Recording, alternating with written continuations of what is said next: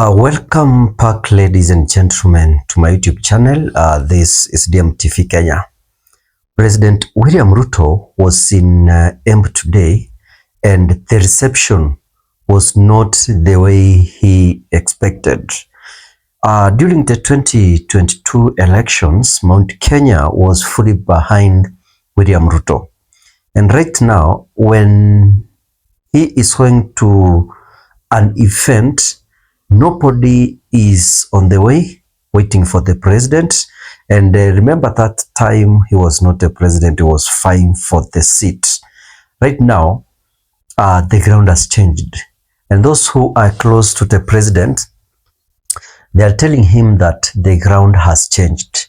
It's only noise, Rigathi Gachagua, and those who have shifted from the government are making. But today, he has seen what is on the ground. Welcome to all my viewers and subscribers. Thank you for tuning in. Don't forget to like, comment, and subscribe if you haven't already. Today, I'm doing a very important analysis about the tour the president has done, and already I've told you what has happened. President Ruto was in Embu today, but something was clearly different. The crowd was not as excited as we have seen before. People were not shouting his slogans like they used to do, like kazi kwa vijana, mawili paro, and such things they used to do. Even the body language of local leaders showed tension and discomfort. The truth is that the ground has changed, and Ruto felt it just a few months back when Rigathi Gachagua started hitting the campaigns. Mount Kenya, especially places like Embu, voted heavily for Ruto and UDA. But today, signs show that things are no longer the same. People are complaining about his finance bill, building the church at State House, high taxes, and the high cost of living. When Ruto stood to speak in the church, he was frustrated. Those who have seen on social media, it's clear that the ground has changed completely, but his own eyes saw it today. Sio sisi tumeenda kumwambia kwamba ground ni ile hakuna kitu imefanyika. And why the ground has shifted, the youths are no longer clapping for empty promises. They want action. Many people feel betrayed after voting for this government. And when the finance bill protest started last year, even the youths in Embu and Kirinyaga joined in.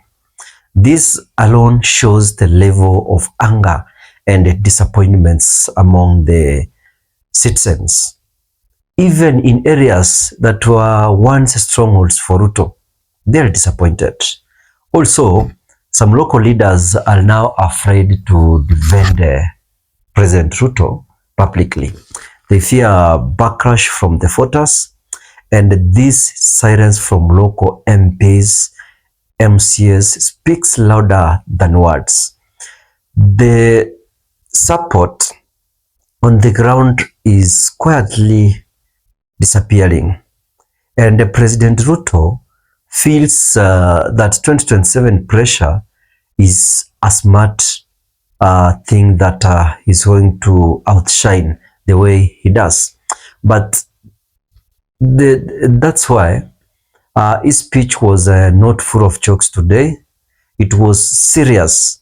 He knows that losing Mount Kenya vote in 2027 will be a political disaster. And that's why he's certainly visiting the region more often, promising development and defending his actions. But the people are watching. Promises will no longer be enough. The ground needs action and not words. What this means politically when we see the people from Embu not excited. I want to tell you that this feast is a big political message to Ruto. If Ruto's strongholds like Embu are turning cold, then his 2027 re-election is under threat. And other politicians like Kachawa, Kalonzo, Matiang'i are quietly watching and preparing for 2027. If Ruto doesn't change course and listen to the ground, he will face a major rebellion from the same people who voted him in. What I saw with my eyes today is not just a normal political tour. It was clear. It was also a warning sign that the mood has shifted. Kenyans are awake, Gen Zs are awake, even loyal supporters are no longer sure if they will vote the same way they voted in 2022 when it comes to 2027. This is your channel number 1, where I give you what's happening on the ground without sugarcoating, and I'll be giving you updates on what's happening, especially from Mount Kenya, when the president is preparing to start his 2027 campaigns. Ladies and gentlemen, I've seen so many people preparing for tomorrow's Saba day, but leaders from the old opposition side, that's ODM, have come out and they want to show Kenyans that they're working with the government. Remember, Raila Odinga has been getting support from so many Kenyans, but the disappointment he has given back to the people, they are ready to show that without him, they can do what they want.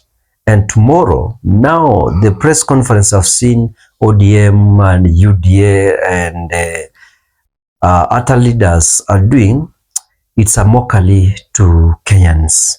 People, leaders from ODM are not supposed to come out defending this government. This is a government they never voted for, the government they opposed, and right now they're there like conmen.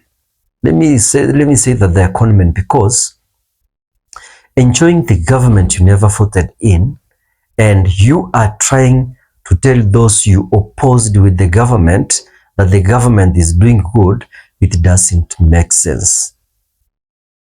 MPs from Nairobi are trying to do conferences. I saw Jalaz, Beatrice Elach, trying to tell young people of Nairobi not to demonstrate. And actually, the plans behind the government is a clear indication that tomorrow is not going to be a good day. It might be worse than 25th of last month, because there are so many groups of people saying that they are going to protect Nairobi. And the videos you've seen on social media whereby opposition leaders are being attacked, they are attacked in front of the police officers who are supposed to give security to them. The police officers are just watching goons setting fire on the roads, blocking the roads. They're just watching.